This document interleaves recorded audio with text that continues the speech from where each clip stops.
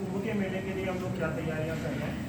दूसरा, जो स्टेशन के रीडेवलपमेंट के बारे में जो हमने पाया कि आप लोगों को पूरी और सही जानकारी शायद हम लोग अब तक उपलब्ध नहीं करा पाए हैं, तो वो एक जानकारी जो प्रयागराज का स्टेशन रीडेवलपमेंट का कार्य हो रहा है उसके बारे में हम लोग आपको जानकारी दे रहे हैं। और उसके अलावा हमारे प्रयागराज मंडल में दो स्टेशन भी हैं, कानपुर और अलीगढ़, जिनमें स्टेशन रीडेवलपमेंट का काम हो रहा है। तो उसके बारे में आप लोगों को पूरी जानकारी नहीं थी, तो उसकी जानकारी देते हैं।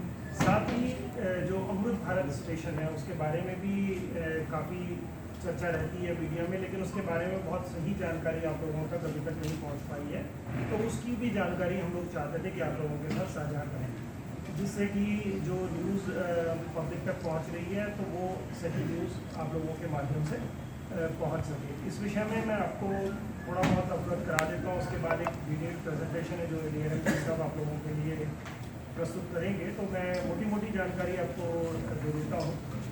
प्रयागराज मंडल में तो बेसिकली जो नॉर्थ सेंट्रल रेलवे है वो रेलवेज़ की जो 3 जोनल रेलवेज़ का क्षेत्र पड़ता है प्रयागराज में, जो क्षेत्र है वो एक नॉर्दर्न रेलवे का क्षेत्र पड़ता है और नॉर्थ ईस्टर्न रेलवे का और नॉर्थ सेंट्रल रेलवे का। तो नॉर्थ सेंट्रल रेलवे उसमें कोऑर्डिनेटिंग है। उसमें 3 डिवीजन आती हैं, एक प्रयागराज डिवीजन, दूसरी लखनऊ डिवीजन जो कि नॉर्दर्न रेलवे की है, और नॉर्थ ईस्टर्न रेलवे की वाराणसी डिवीजन। तो इन 3 डिविजन्स के जो संगम के क्षेत्र में लगभग 9 स्टेशन से जिनसे जो संगम का कार्य का संचालन होता है, रेलवेज का ऑपरेशंस यहाँ से मेनली गवर्न होता है, तो उनके लिए बहुत सारे इंफ्रास्ट्रक्चरल वर्क्स करने की ज़रूरत जो थी, जो कि हम लोगों ने पहल की है। तो उसमें जो नॉर्थ सेंट्रल रेलवे वो कोऑर्डिनेटिंग रेलवे है, जो सभी रेलवेज के बारे में कोऑर्डिनेट करती है। प्रयागराज मंडल स्तर पे उसका कोऑर्डिनेशन करता है। जो पिछले साल 2000 बाद जब कुंभ हुआ था 2019 में, तो उसमें भी काफ़ी ज़्यादा इंफ्रास्ट्रक्चरल फैसिलिटीज़ डेवलप कर दी थी, जिनकी लागत लगभग 700-800 करोड़ के आसपास थी। उसके बाद भी अभी जो हम लोगों का प्राइमरी फोकस है, जो हम लोग स्टेट गवर्नमेंट और डिफरेंट स्टेक होल्डर्स जैसे आर्मी, एयरफोर्स और अन्य सभी स्टेट राज्य सरकार के अन्य जो उपक्रम हैं, उन लोगों के साथ में कोऑर्डिनेशन के साथ में जो रेगुलर मीटिंग्स करते रहते हैं, उससे पहला फोकस जो हम लोगों का रहा है वो है इंफ्रास्ट्रक्चरल फैसिलिटीज़ के डेवलपमेंट पर। इंफ्रास्ट्रक्चरल फैसिलिटीज़ में जो मेन कॉम्पोनेंट है वो आप लोगों ने देखा होगा कि ROBs की जो रेलवे के फाटक हैं, उन सब को लेकर के बहुत ज़्यादा समस्या रहती थी। तो इस बार जो बहुत बड़ा निर्णय लिया गया, जो जिसमें कि सारे पेंडिंग कार्य ROB के जो भी कुंभ क्षेत्र में पड़ने वाले हैं, जिससे आने जाने वाले श्रद्धालुओं को किसी भी प्रकार की दिक्कत का सामना करना पड़ता है या आम जनता को कोई दिक्कत का सामना करता है, उनकी सभी की एडवांस में प्लानिंग हो चुकी है और एग्जीक्यूशन के कंप्लीशन की स्टेज पे हम लोग आ चुके हैं। जो ये सभी इंफ्रास्ट्रक्चरल वर्क्स हम लोगों ने प्लान किए हैं वो एडवांस प्लानिंग के साथ हम लोग चल रहे हैं, और अक्टूबर 2024 डेडलाइन है कि अक्टूबर 2024 तक ये सभी कार्य खत्म हो जाने चाहिए। इसके अलावा जो और कार्य हैं वो स्टेशन के ऊपर स्टेशन की फैसिलिटीज़ को डेवलप करने के लिए, इंफ्रास्ट्रक्चरल फैसिलिटीज़ को, जो कि हमें ज़्यादा से ज़्यादा नंबर ऑफ ट्रेन को चलाने में सहायता करेगी। जैसे कि पिछली बार पूरे कुंभ के समय में लगभग 800 अतिरिक्त ट्रेनों का संचालन किया गया था, जिन्हें मेला स्पेशल के नाम से चलाया गया था।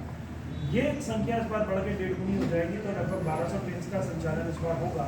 तो उसको करने के लिए कुछ इंफ्रास्ट्रक्चरल फैसिलिटीज़ के आसपास के जो ये 9 स्टेशन हैं हम लोगों के कुंभ क्षेत्र में आते हैं, उनमें हम लोगों ने डेवलपमेंट के कार्य को प्रायोरिटी दी है, और वो सभी कार्य लगभग पूरा होने की स्थिति में है या समय से पूर्व, अक्टूबर से 2024 से पूर्व ही ये सारे कार्य पूरे कर लिए जाएंगे। इसके अतिरिक्त जो पैसेंजर अमेनिटीज़ से रिलेटेड चीज़ें हैं कि जो कुंभ मेला की भीड़ को संचालन में जो सहायता देती हैं और लोगों को, यात्रियों को अधिक से अधिक सुविधाएं देने के लिए जो चीज़ें की जा सकती हैं, उन सभी पर भी जोर दिया जा रहा है, जिसका कि आपको विस्तृत रूप में प्रेजेंटेशन में जिक्र किया जाएगा। इसके अलावा जो स्टेशन रीडेवलपमेंट का कार्य उसके बारे में बता दूँ, ये कार्य काफ़ी तेज़ी से चल रहा है, आप लोगों ने देखा भी होगा। इसको डेवलप करने के लिए सिविल लाइन साइड का जो कार्य है, ये 2 पार्ट में, हम इसको 3 पार्ट में बल्कि डिवाइड कर सकते हैं, सिविल लाइन साइड का काम और सिटी साइड का काम और बीच के बड़े कॉन्कोर्स का काम।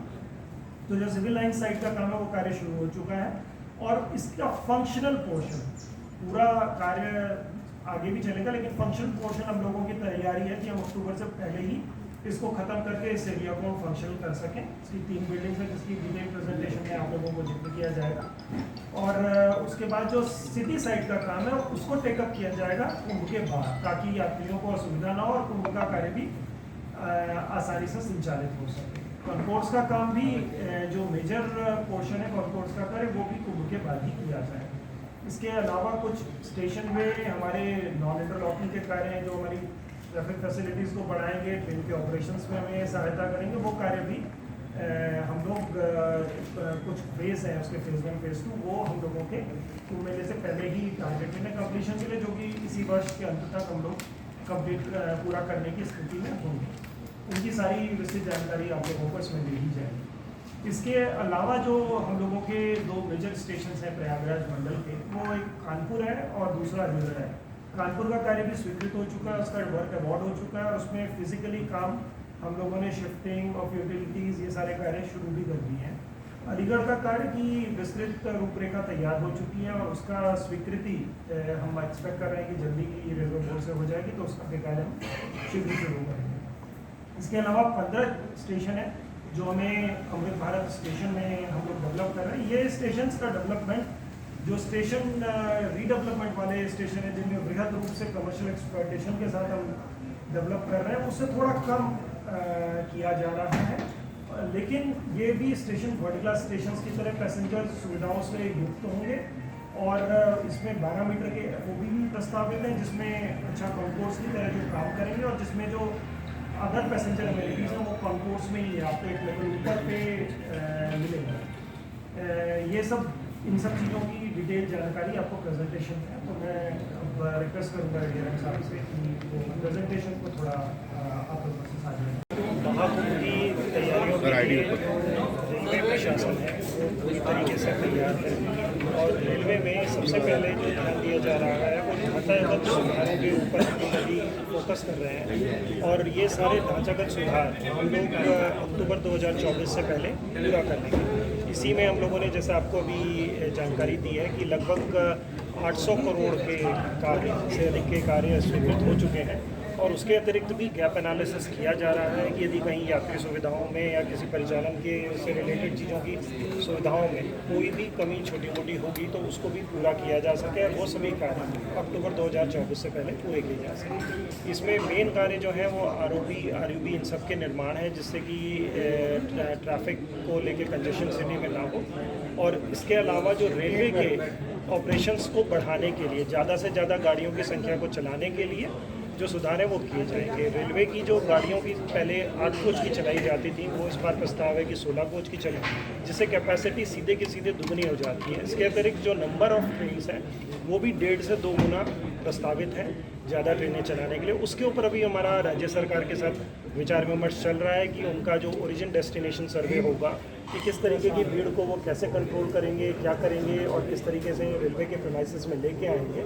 उसके लिए रेगुलर मीटिंग्स भी होती रहती हैं, पर उसके ऊपर अभी फाइनल डिसीजंस बाकी हैं। जब वो फाइनल डिसीजंस हो जाएंगे तो भी आपके साथ साझा किए। डीआरएम साहब, बड़ी सुविधाएं बढ़ेंगी, कह रहे हैं कि प्रयागराज स्टेशन ऐसा होगा जहाँ पे एयरपोर्ट जैसी सुविधाएं होगी, पोर्ट होगा, क्या क्या होगा, किस तरीके का? ये जो रेलवे का आपको भी हम लोगों ने एक वीडियो के माध्यम से भी जैसा कि दिखाया है, ये एक विकसित देश में जिस तरीके का एक एयरपोर्ट होता है उससे भी खूबसूरत हमारा प्रयागराज का स्टेशन बनेगा और जिसमें पूरी की पूरी वृहद प्लानिंग होगी कि चाहे वो कुंभ भी हो तो भी हम उसकी भीड़ को कंट्रोल कर सकें।